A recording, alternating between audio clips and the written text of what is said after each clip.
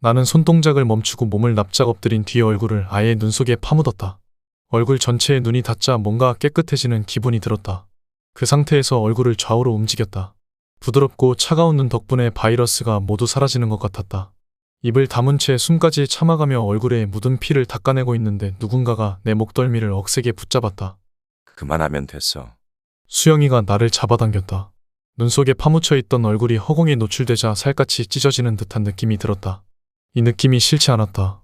내가 아직 죽지 않고 살아있다는 걸 증명해주는 것 같았다. 여기서 우물쭈물하고 있을 시간 없습니다. 우리 뒤로 그놈들이 몰려오고 있단 말입니다. 낯선 목소리에 나는 고개를 돌려보았다. 머리엔 하이바를 쓰고 몸엔 엑스반도를 찼으며 손엔 소총이 들려있는 앳된 얼굴에 군인이 바닷가 저쪽을 손가락으로 가리켰다. 우리 모두 그곳으로 시선을 돌렸다. 멀고 어두워서 잘 보이지 않지만 검은 그림자들이 움직이고 있다는 걸 금세 알 수 있었다.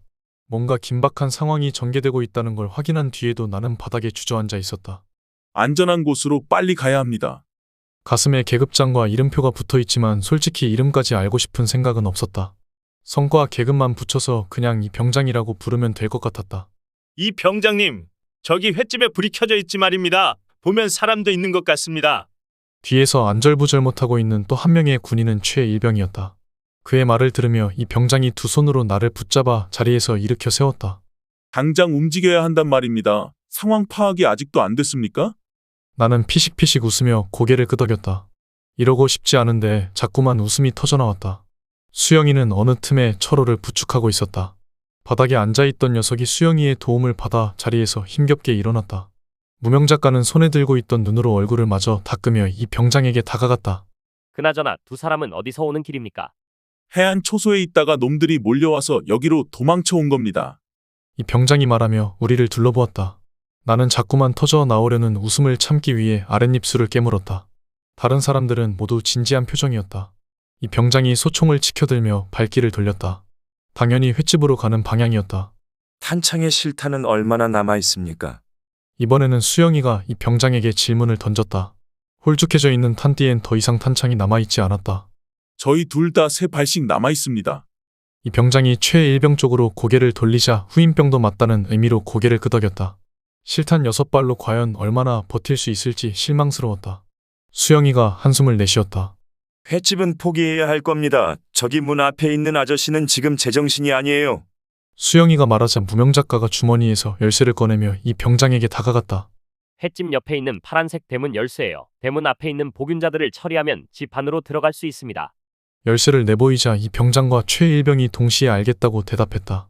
나는 자리에서 일어나며 차가 세워져 있는 곳을 보았다. 차를 타고 여기서 벗어난다 해도 어디로 가야 할지 알 수가 없었다. 게다가 이곳으로 몰려오는 무리를 보니까 어디를 가든 여기보다 안전한 곳이 없을지도 모르겠다는 생각도 들었다. 다른 곳으로 갈 수 있었을 텐데도 군인들이 굳이 이쪽을 선택한 것도 이유가 있었을 터였다. 이런저런 생각을 하다 보니까 병원에서 보았던 붉은 핏자국이 떠올랐다. 우리는 그 핏자국의 정체를 확실하게 알아내지 못한 채 도망치듯 병원에서 빠져나왔다. 나는 그게 계속 마음에 걸렸다. 풀리지 않는 의문이 많았기 때문이었다. 만약 그때 그 핏자국이 감염자를 죽인 뒤에 남은 흔적이라면 시체는 도대체 어디로 사라져버린 것일까? 바닥 여기저기에 핏자국이 남아있던 그곳에서 우리는 시체를 한 구도 발견하지 못했다. 그렇다면 결론은 한 가지밖에 없었다. 수많은 좀비 영화에 나왔던 것처럼 감염자는 웬만해서 죽지 않는다는 것이었다. 여러 가지 정황을 종합해본 결과 섣불리 다른 곳으로 이동하는 건 어리석은 짓일지도 모르겠다는 생각이 들었다. 아까 횟집 아저씨가 말한 것처럼 안전한 장소에서 주한미군이든 국군이든 우리를 도와줄 수 있는 누군가를 기다리는 게 나을 것 같았다. 무모한 도전은 영화 속 주인공의 몫일 뿐이었다. 최일병은 뒤에서 후방 경계를 하도록 나머지 분들은 절 따라오시기 바랍니다. 이 병장이 주위를 살피며 앞으로 걸어갔다. 그 옆에 무명 작가가 붙었고 수영이와 철호가 그 뒤를 따라갔다. 나는 철호 옆으로 가기가 여전히 두려웠다. 그래서 그들이 걸어간 뒤 조금 간격을 둔 다음 걸음을 옮겼다. 뒤돌아보니 최일병이 주위를 경계하며 따라오고 있었다. 나는 우리가 있었던 자리로 시선을 돌렸다.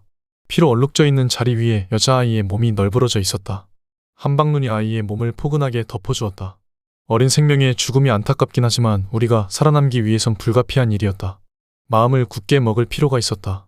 나는 다시 앞으로 시선을 돌렸다. 민박집이 모여있는 주택가 길목에서 검은 그림자들이 하나둘 나타나기 시작했다. 어딘가에 숨어있던 복균자들이 모습을 드러내고 있는 것이었다. 빨리 움직여야 했다. 나는 수영이의 등을 손으로 밀었다. 빨리 가! 놈들이 점점 늘어나고 있잖아. 이 병장의 소총에서 실탄이 발사되었다. 파란색 대문 앞에 모여있던 복균자 중 하나가 바닥에 쓰러졌다. 이번에도 머리를 명중시킨 뒤 그가 파란색 대문으로 재빨리 뛰어갔다. 횟집에 미닫이 문이 드르륵 소리를 내며 열렸다. 이봐, 우리를 좀 도와주게. 아저씨가 다급한 상황인 것처럼 목소리를 꾸며서 말했다. 어색하게 지어 보인 표정 때문에 누가 봐도 연기라는 게 티가 났다. 잠깐 그쪽으로 발길을 돌렸던 이 병장이 다시금 파란색 대문으로 방향을 잡더니 저돌적인 기세로 뛰어갔다. 어울리지 않게 비굴한 표정을 지었던 아저씨가 화난 사람처럼 인상을 잔뜩 찌푸렸다. 시발, 이쪽으로 오지 않으면 화를 쏴버리겠어? 아저씨가 목소리를 높이며 화를 들었다. 짧은 화살이 금방이라도 발사될 것처럼 부들부들 떨렸다. 나는 깜짝 놀라 초로 옆으로 다급하게 따라붙었다. 앞서 나간 이 병장은 복균자 중 남자에게 다가가 소총의 개머리판으로 머리를 가격했다. 위에 아무것도 입지 않은 베트남 출신 세댁은 느릿느릿 움직여 무명작가에게 다가갔다. 충분히 피할 수 있는 속도임에도 무명작가는 이 병장에게 도움을 요청했다. 바닥에 쓰러진 남자의 머리를 개머리판으로 한 번 더 내리치고 나서 이 병장이 베트남 출신 세댁의 엉덩이를 발로 힘껏 걷어찼다. 무명작가는 잽싸게 옆으로 피했고 까무잡잡한 피부의 세댁은 앞으로 고꾸라졌다.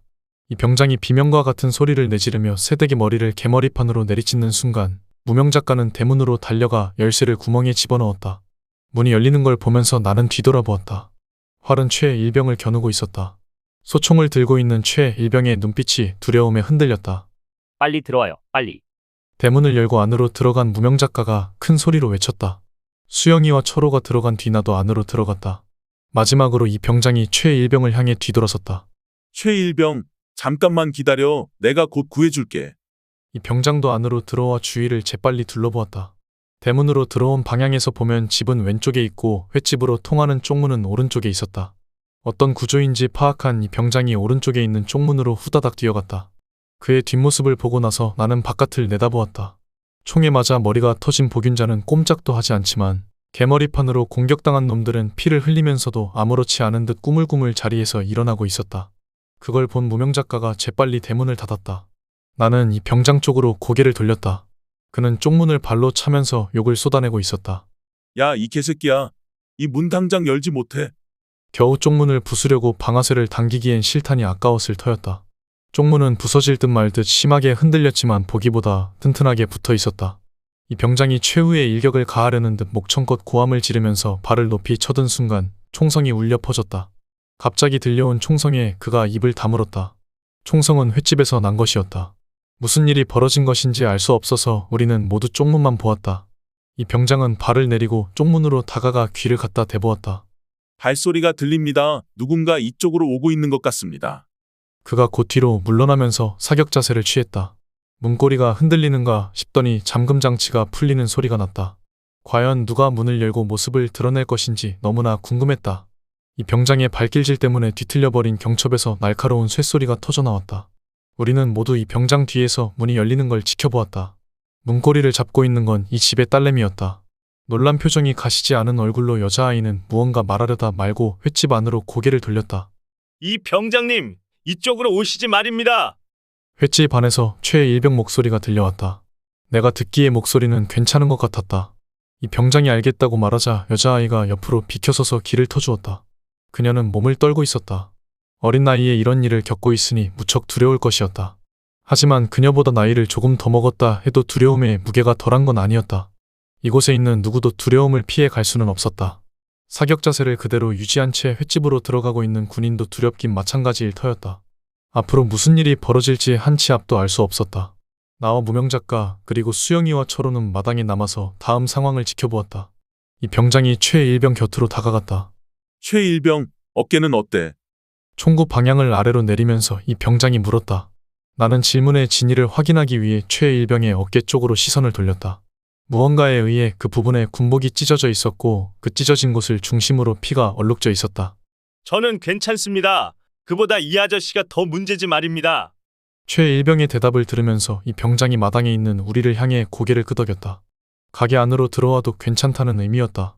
밖이나 아니나 춥긴 마찬가지였지만 적어도 안에 들어가 있으면 끝없이 내리는 눈은 피할 수 있었다. 얼른 들어가려고 걸음을 옮기는데 수영이가 내 어깨를 붙잡았다.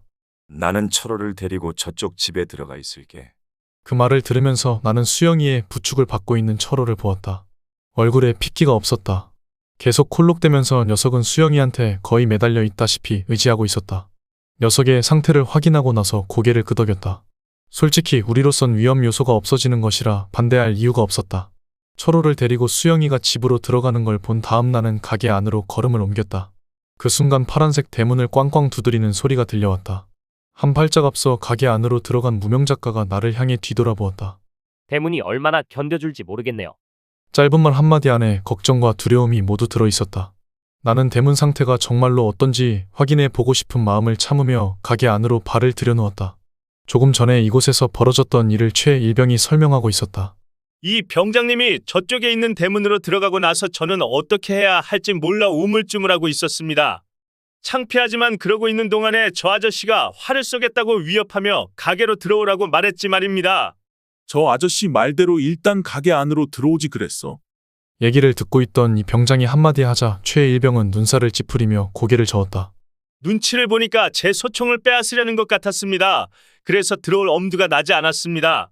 문의 등을 기댄 채 바닥에 앉아있던 아저씨가 외마디 비명을 질렀다. 허벅지에 생긴 총상을 아줌마가 건드린 것이었다. 놀라서 뒤로 물러난 아줌마를 노려보며 아저씨가 가쁜 숨을 내쉬었다. 시발? 누가 소총을 빼앗으려 했다는 거야? 난 그런 생각 떠올리지도 않았단 말이야. 젠장. 억울해 미치겠다는 듯 아저씨가 말을 내뱉었다. 그 말을 들은 최일병이 어이없다는 듯 코웃음을 쳤다. 그렇다면 안으로 들어오려고 움직인 저에게 화살을 쏜 이유는 도대체 무엇이었습니까? 최일병이 던진 질문을 듣고 이 병장이 인상을 쓰면서 아저씨가 있는 곳으로 걸어갔다. 아저씨는 뭔가 캥기는 게 있는지 상체만 움직여서 아줌마 뒤로 몸을 숨겼다. 아줌마가 한숨을 내쉬며 자리에서 일어나 이 병장 앞을 가로막았다. 이해해줘요. 여기 있는 사람들 모두 이 상황이 무서워서 그런 것뿐이니까.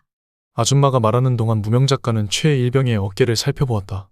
나도 그들의 대화를 들으면서 무명 작가 뒤로 걸어가 상처를 살펴보았다.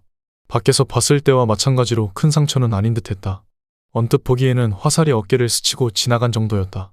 어쨌든 누군가가 죽지는 않았으니까 다친 사람들부터 치료하도록 하죠. 예기치 않았던 상황은 이미 벌어진 거니까 어쩔 수 없지 않습니까? 최일병의 상처를 살피며 무명 작가가 말했다. 나도 그 말에 적극 찬성한다는 의미로 고개를 끄덕였다. 그의 말처럼 예기치 않았던 상황은 이미 벌어지고 난 뒤였다. 의학적으로 타당한 설명은 이제 궁금하지도 않았다. 앞으로 해야 할 일은 독감 바이러스에 걸리지 않도록 효과적으로 몸을 보호하는 방법을 찾는 것이었다. 그런 의미에서 가장 먼저 해야 할 일이 떠올랐다. 가게의 미닫이문 유리 너머로 바깥을 내다보았다. 바이러스 보균자들이 느린 걸음이지만 이곳을 향해 꾸준히 다가오고 있었다. 환하게 켜놓은 불에 시각적으로 반응하는 것일 수도 있고 또는 방금 벌어졌던 소동으로 인해 청각적으로 반응하는 것일 수도 있었다. 중요한 건 보균자들이 더 이상 소음에 놀라 도망치지 않는다는 점이었다. 여러 가지 감각 중 후각에 대한 반응은 아직 알아볼 수 있는 기회가 없었지만 두 가지 감각, 즉 시각과 청각에 대한 반응을 알아본 것만으로도 상황은 충분히 위태로웠다.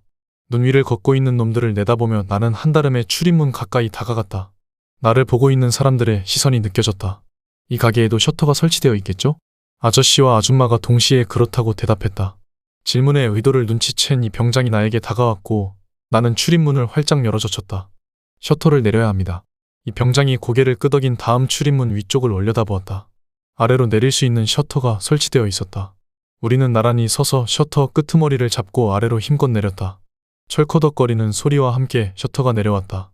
내릴 수 있는 데까지 내리고 나서 우리는 발을 이용해 셔터가 바닥에 닿도록 만들었다. 문으로만 막는 것보다는 훨씬 나을 겁니다. 하지만 그렇게 하면 바깥 상황을 내다볼 수 없게 된단 말이야. 내가 취한 조치에 아저씨가 반론을 제기했지만 누구도 동조하는 분위기가 아니었다. 암묵적으로나마 내 조치에 동의했음을 느끼며 텔레비전을 보기 위해 몸을 돌렸다. 광고는 아까 끝났고 지금은 저번 주에 방영했던 예능 프로그램이 나오고 있었다.